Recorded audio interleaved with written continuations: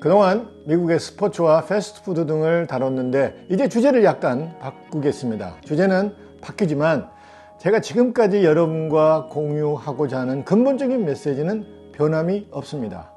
우리가 성숙한 민주주의를 위해서 우리의 일상 속에서 어떤 변화를 줘야 하는지 이것이 저의 고민이고 여러분과 함께 생각해 보고 싶은 것이죠. 우리의 민주주의는 기본적으로 서양에서 왔고 그 중에서도 미국의 영향이 매우 큽니다. 물론 우리 역사에서 인내천, 즉 사람이 곧 하늘이라는 의식과 홍익인간과 같은 개념도 중요하죠. 하지만 민주주의는 우리의 전통적인 제도나 문화에서 온 것이 아닙니다. 그래서 서양에서 온 민주주의 관련 용어나 개념을 정확히 이해하고 우리의 삶 속에 적용하는 것이 중요하다고 봅니다. 하나의 예를 들죠. 대통령이라는 용어의 개념입니다. 미국은 역사상 최초로 프레시던트라는 직위를 사용했습니다.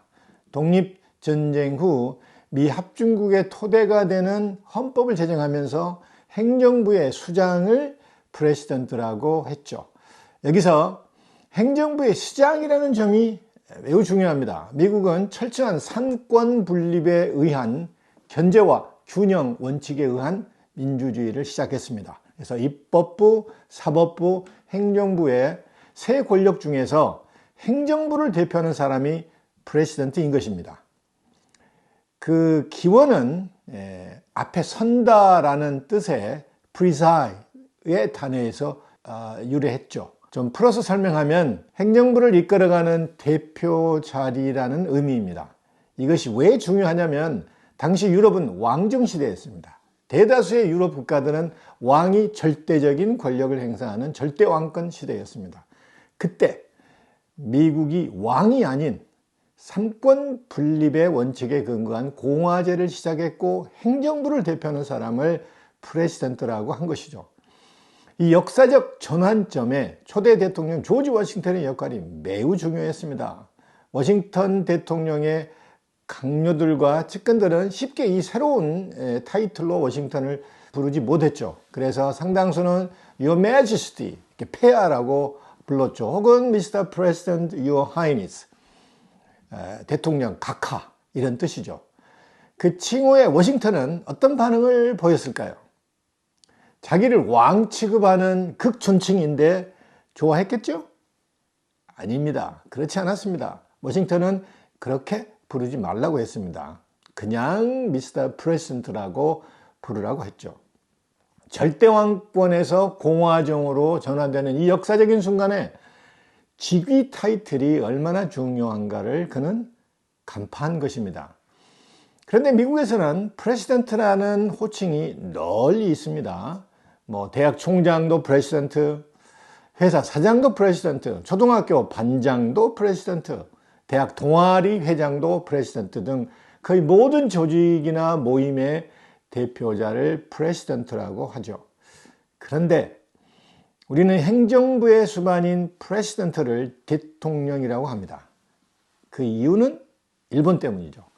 일본이 1868년 미일 수호 통상조약을 체결할 때 프레시던트라는 단어를 일본어로 대통령이라고 번역했습니다. 이것이 그대로 한국에서 사용되었고 특히 일제강점기 시대에 그렇게 사용된 것입니다. 클 대자와 통령이라는 군사적 용어의 조합으로서 원래의 의미보다 훨씬 권위적인 뉘앙스를 담고 있습니다. 미국의 대통령제가 대한민국 임시정부에서 처음 도입되면서 대통령이란 용어가 쓰였고 1948년 대한민국 정부가 발족하면서 대통령이란 용어가 정식 명칭으로 사용되기 시작했습니다. 저는 미국의 프레시던트가 대통령으로 번역되는 순간 우리의 민주주의는 험난한 길을 걸을 수밖에 없었다고 봅니다. 미국은 절대왕정 시대의 황제적 개념에서 벗어나기 위해 프레시던트라는 용어를 사용했는데 우리는 절대왕정의 권위주의가 묻어나오는 대통령이라는 용어를 사용했던 것은 우리 민주주의의 뼈아픈 순간입니다. 자리가 사람을 만든다고들 하죠. 저는 직위의 타이틀이 사람을 만든다고 생각합니다. 프레시던트가 아닌 대통령이 되는 순간 사람은 그에 맞는 역할을 하고 권력을 누리려고 합니다. 제가 강연을 다니면서 이 얘기를 하면, 그렇다면 대통령이라는 용어 외에 어떤 용어를 사용해야 하는가를 물어보곤 하더군요. 여러분은 어떤 용어로 대체하면 좋다고 생각하는지 궁금하군요. 글쎄요, 이제는 너무 늦었죠. 우리가 너무 오랫동안 사용했고 그것에 익숙해 있기 때문에 이제는 늦은 것 같습니다. 혹시 이런 아이디어는 어때요? 대통령을 대체할 용어를 찾을 수 없고 너무 늦었으니까 차라리 그 용어를 널리 사용해 버리면 어떨까요? 예를 들면 대학 총장도 대통령, 회사 사장도 대통령, 초등학교 반장도 대통령, 동아리 회장도 대통령, 이렇게 대통령이라는 용어를 일상화하면 대통령이라는 용어가 풍기는 그 권위를 조금 누그러뜨릴 수 있지 않겠느냐는 것이죠. 물론 이것은 웃자고 하는 얘기지만 얼마나 이런 용어가 우리의 민주주의에 부정적인 영향을 끼쳤으면 이런 생각을 하겠습니다. 우리가 프레시던트를 대통령으로 번역한 일본의 용어를 그대로 사용했던 것을 생각하면 저와 같은 인문학자들의 역할이 얼마나 중요한지 새삼 느낍니다.